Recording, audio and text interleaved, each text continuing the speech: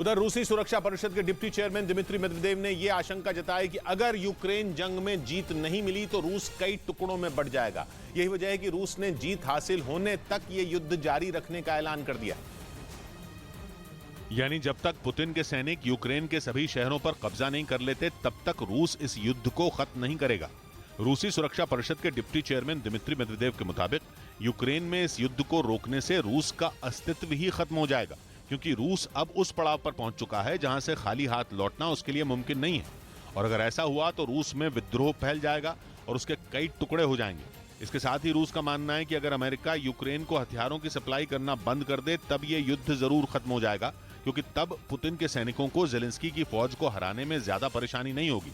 इस बीच पश्चिमी मीडिया ने दावा किया कि पुतिन ने नॉर्ड स्ट्रीम गैस पाइपलाइन पर हुए हमले का बदला लेने की तैयारी शुरू कर दी है। दावा है कि वो इसके लिए यूरोप के देशों को निशाना बना सकते हैं। रूस से यूरोप तक गैस पहुंचाने वाली नॉर्ड स्ट्रीम पाइपलाइन पर पिछले साल सितंबर के महीने में हमला हुआ था, जिसके बाद पुतिन का पारा 7वें आसमान पर पहुंच गया था।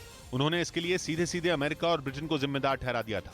पुतिन ने जंग के बीच ही ये दावा किया था कि दोनों देशों ने साजिश करके उनकी गैस पाइपलाइन को निशाना बनाया ताकि यूक्रेन पर हमला करने के बाद अमेरिका, ब्रिटेन और यूरोप से लड़ रहा रूस कमजोर पड़ जाए।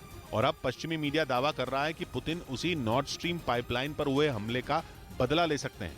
अपने इस दावे के लिए पश्चिमी मीडिया ने द नेदरलैंड्स के खुफिया विभाग की एक रिपोर्ट का हवाला दिया, जिसमें यह दावा किया गया कि पुतिन ने उनके देश के एक अहम ऊर्जा ठिकाने को बर्बाद करने की तैयारी शुरू कर दी है।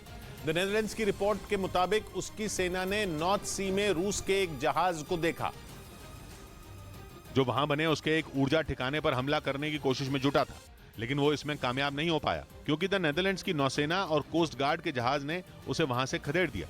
लेकिन द नेदरलैंड्स की खुफिया रिपोर्ट ने यह साफ कर दिया कि रूस ऐसा यूरोप के कई दूसरे देशों के साथ भी कर सकता है, और ऐसा करके वो चोट तो यूरोप के देशों को पहुंचाएगा, लेकिन उसका बदला अमेरिका से पूरा होगा।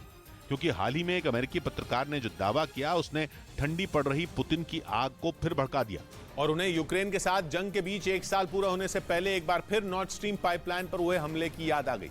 पश्चिमी मीडिया के मुताबिक अमेरिकी पत्रकार ने बाल्टिक सागर में मौजूद नॉर्ड स्ट्रीम पाइपलाइन पर हमले के पीछे अमेरिका का हाथ बताया और दावा किया कि इस हमले को अमेरिकी खुफिया एजेंसी CIA ने अंजाम दिया था।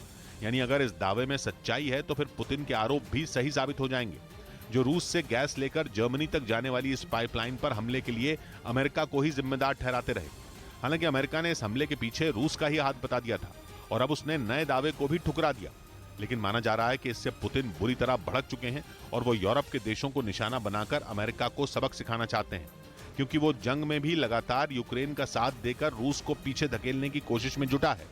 उधर अमेरिका के विदेश मंत्री एंटनी ब्लिंकन ने खुफिया रिपोर्ट के हवाले से दावा किया कि चीन पुतिन को हथियारों की सप्लाई कर सकता है। पिछले एक साल से चल रही इस जंग में अमेरिका और नेटो के कई देश यूक्रेन के साथ खड़े हैं और रूसी सेना को रोकने के लिए उसे घातक और खतरनाक हथियारों की खेप भेज रहे हैं, जिनके दम पर पिछले एक साल से यूक्रेन की सेना रूसी सेना के आगे खड़ी है। इस बीच पश्चिमी मीडिया का दावा है कि 24 फरवरी को पुतिन की फौज यूक्रेन पर बहुत बड़ा हमला करेगी। इसी वजह से नेटो देश यूक्रेन को एक से बढ़कर एक हथियार भेजने में जुटे हैं, ताकि उनकी मदद से जेलेंस्की यूक्रेन की हिफाजत कर सकें। लेकिन अमेरिकी विदेश मंत्री एंटनी ब्लिंकन ने खुफिया रिपोर्ट के हवाले से ऐसा दावा कर दिया जिसने नेटो देशों के माथे पर पसीना ला दिया। उनके मुताबिक आने वाले दिनों में चीन पुतिन को अपने हथियार दे सकता है।